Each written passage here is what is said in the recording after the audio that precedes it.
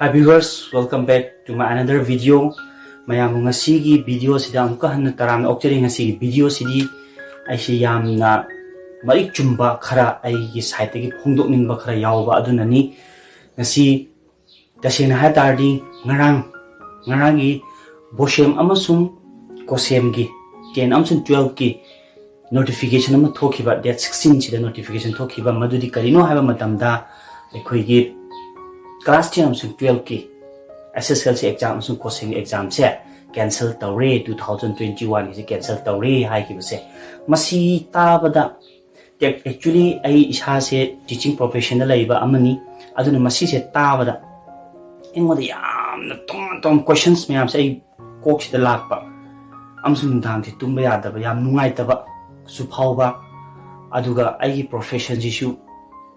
khaluraga sumsum engonda yamna ningan naktaba yam nuartaba khara phawi manam ni ngarang chi cancel hen lapthopaga aina angang sing status khara sum yemu mutamda yamna haraoba nungaiba phongdokpagi myam yawi masida aina khajitang ai site gi ngasi ai gi video channel si khuthangda haiba mahiroishin amazung parents guardian singda kariguma pawjelam tang ai pijage tawbani masi aina hairiba se aina ngani se masi 100% chume haiba wafam nate just comment khara tawbiru aina ngang si kyamuk chumno kyamuk lanmuna haibado comment tawbiru thamoi da haiba aina hangyo ko hangche thamoi da hangbiu adu matang phangam ko pakhum do ai comment box ta thambiro madudi kai hab kana angang asuki mati cancel tawre examination am ka cancel tawre habada angang sina harau duisi karigino. This is the first question. Kari haraurino maram rangan natraga exam cancel tawre habada yam thawai nungai ta kappa nungdang chak chadab angang su yawe karigino. That is also second question. Question ani ne exam cancel haiba pot sida angang kharamna harauba angang kharamna nungai tab kyam yamna angang na harauba no kyam yamna angang na nungai ba no nungai tab no haiba tudi adugi percentage tudi ai khangjadre amana henba amana watpadi khara leiramani aduda nate akhui focus tawribs karigino si. Okay, ai point ta khara lakjage example tam pirake sir ai gi point se thep thinga da example pijake examination hall ama khakta for example metric parikha ase metric parikha da akoi question chap manana yeline angang lai haiba oigera haitaba oigera chap manana question ba hang piris adu exam hall exam parikha loira matunda tholak matam dadi any guardian ama parents amana chaibungo nangbu parikha nungai rambra kamai tawge hab matamda angang kharana khumak yawi baba mama oja yam nungai question do yam lai question khulai amana ai phatla torme yam lai haina khumba yawi then angang kharang tholok matamda ibungo ibe manangde pakha kamai torombaga ha kanda ai phajana iramde baba mama sir madam ai phajana iram ngamde question khulu man yam luiye shine adu de ina hani question ngasai ahan ba angang dudana arai ba question pi khibra akun ba angang dudana aruba question pi khibra jamana question pi khis kari gi damatuna ba ani dugi pakum se khenari se mashi shi khanbiyo maram ding ngasai angang duna yam kana hotna jab kachin ka thum lai pa jabin hotna jabagi maman mana lai ai question arai ba pi na te adu akon mangang duna lai ne na da pa da angang na ne monda question lui ne pa competition jamana pot adu da ina hining point ti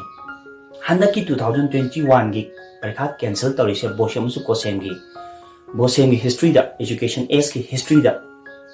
board of secondary education amsu council high secondary education Manipuri history da first time ne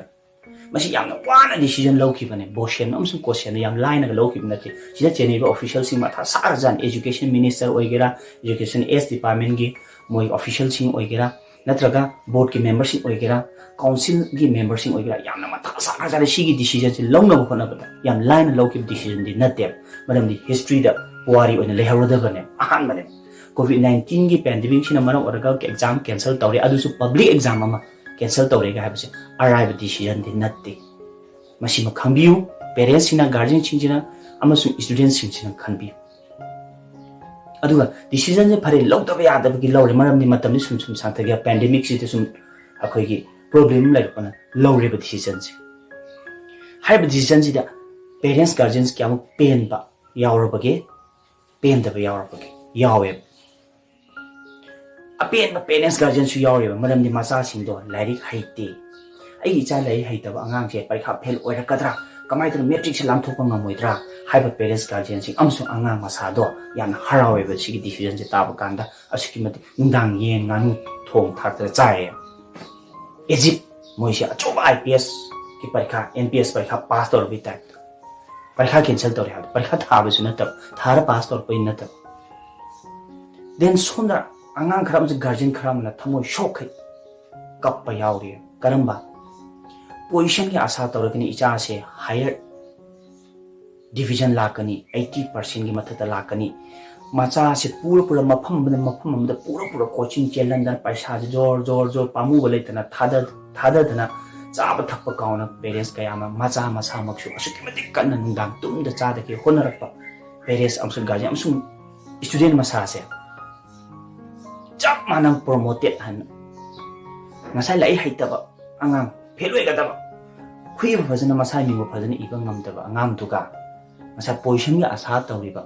25 kimin ga chan ge ne khaliba letter mayam chat kari khaliba percentage wang na phangni khaliba angang ba chamana level da balance amada promoted and chat ki dori adu hoi kari mon da kamai toraka promotion toraka dabno haibadu di board ki tongan decision di latri adu poti adu da lere nobody is fail kanada fail oite masidi am haraw nungai ta angang kaya gi ningba kaya angang kaya gi ningba karamba angang si ningba kai ma 11 12 ta achoba institution ama khakta mai percentage ki matuna ma palam do oigera kaida oigera try to ruga da ko na ruga da mayam do jamana level da pu khabani na mona ningba khra kai sei aduga exam tha da bida kwai la bak thiba base ha do cha sana khoju kobino student sing handak ki 10 amsun 12 ki mairoi sing 11 की जो है promoted तवे और 11 दी higher rate के मरु है ना public exam face तो उसे 10 का 12 का exam हंडक की बेस 2021 के promoted तो फिर बाहर हम सुन cancel तो exam न कोई base है ख्वाइदी लैब थी बा base नहीं है उसे वो जामो इन आई नहीं है मरम दी पुंशीदा नंगी नचाना सुना हायें पावा metric पर खा नचाना सुधा पावा आई metric पर खा थारा खीदे है बसे metric पर खा है रखे बको 12 की थी council के 12 के है रखे public exam से अनी चुबा फेस तो बिन 10 pass public exam पूछी दा हां यार न मरुए बे exam आई की career सेंग दा exam आई की career सेंग दा certificate और पांग दा exam से मसी थेंगा दा बिदा नाम की 11 कार है असी थे क्या हराउनी ngay लेके होय अखोय लाई तमे खिद्रे अखोयना pandemic से मसे लाई तमे खिद्रे है बसी याय अदुसु अदु फाव आइने यानिंग दे करी लाई तमे 10 थागनी खंगलब नंगे लाई तमे तिस के स्कूल खतन लाई तमे बे हाल कोचिंग सेंटर क्या म लेदी ऑनलाइन क्लास क्या म लेदी नंगे स्टडी मटेरियल क्या म कलेक्शन तोबे नंग चेन चोंबे नंग न तोगे खल तारदी केदो ngam moi तबनो ओजा सिंग द थीर हंगल फोन द कॉल द तौर है कइनो खंग म्याम पाबे याय नै न बे इवन 90 days अखोय मतम पीखरी अखोय स्कूल नॉर्मल का खिबसिनी तोगे हाइना खनबा ngang केदो ngam moi तबनो ngamgani hoji noise kamai tore khambra kari phibam da le khambra sibai ji khallaba a training she cancel tore ga lan jao ha lan de yaw ha bu team do tare training cancel tore noi ki training tore roi chalo lan do ina chatloi parikha si tha da bi da competitive exam so ma heng kamai thena tore chini byam du yam harauni ngai be status kaya ma ina uruba matam da mai ro sing status sing ukan thawa yam ngai ji da khoi chahi chukra noi de gira to honal pa online da oigera offline da khoi gi normal class matam da oigera hona jara pa mayam se angang sing sing yam lu na low ta ba dari pa ning da angang sing sing ma sing yam ra kari kum to asi to honing de masi haina khoi da hayeng lai parikha tha da bi da parikha tharamaga adudagi pass tawre habagi result dugi nungai baga ai parikha yaure e habi third division oigotion second division se ai metric parikha yaure habagi nungai bagi duga nungdi farko nungai duga parikha cancel tawre habagi nungai basi ani siti chuman manari cha sa sima khangbi chuman manaro ngasai parikha na san thajaruba parikha do du mokai yaure habase adugi nungai ba adugi mahau dudi like tamba like haining ba kangu khatana khangani अरिचा लाई तम बजे हुजी मतमदा लाई लाई सुदिया पुनिंग चंगदरे mobile ला कइदा नुसिनोरेन दा ngauna taung lai हुजिकान के छात्र सिंसे निशा पसारा taung lai Richa मसी एंगोगा ओजाम ओइना यामना पामुजैना खोइगी पुनसिदो सान हाइबस आइगी YouTube की खुथांगदा आइगी channel सिगी को वाफम नते आइना हाइबो वा खरा से ngarang ge ina uru status khara nuai tabu khara ꯂꯥꯎꯊꯣꯔꯛꯄ ꯈꯔꯗꯨꯅꯅꯤ ꯑꯩꯉꯣꯟꯗ ꯅꯨꯡꯉꯥꯏꯖꯗꯕ ꯐꯥꯎ ꯃꯌꯥꯝꯗꯣ ꯈꯔꯁꯨ ꯑꯩꯒꯤ ꯆꯦꯅꯦꯜꯁꯤ ꯈꯨꯠꯊꯥꯡꯗ ꯃꯌꯥꯝꯗ ꯌꯧꯍꯟꯒꯦ ꯍꯥꯏꯅ ꯑꯩꯅ ꯕ꯭ꯂꯣꯛ ꯑꯁꯤ ꯅꯝꯖꯕꯅꯤ ꯄ꯭ꯂꯤꯖ ꯑꯩꯒꯤ ꯆꯦꯅꯦꯜ ꯑꯁꯤꯕꯨ ꯑꯩꯒꯤ ꯚꯤꯗꯤꯑꯣ ꯑꯁꯤꯕꯨ ꯃꯌꯥꯝꯅ ꯁꯦꯌꯔ ꯇꯧꯕꯤꯌꯨ ꯂꯥꯏꯛ ꯇꯧꯕꯤꯕ ꯇꯧꯕꯤꯗꯕ ꯑꯩ ꯈꯪꯗꯦ ꯁꯦꯌꯔ ꯇꯧꯕꯤꯌꯨ ꯌꯧꯍꯟꯕꯤꯌꯨ ꯑꯩꯅ ꯉꯥꯡꯉꯤ ꯈꯔꯁꯦ ꯈꯪꯍꯟꯕꯤꯌꯨ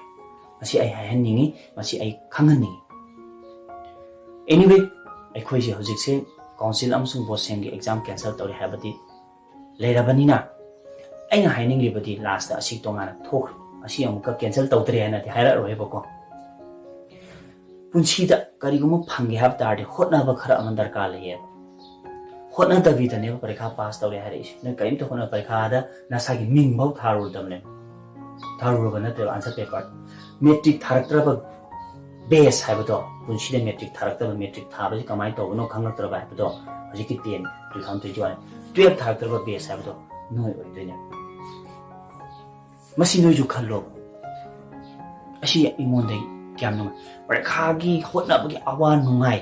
ꯑꯦꯛꯖꯥꯝ ꯔꯤꯖꯜꯠꯀꯤ ꯑꯋꯥ ꯅꯨꯡꯉꯥꯏ ꯃꯌꯥꯝꯗꯣ ꯊꯦꯡꯅꯔꯒ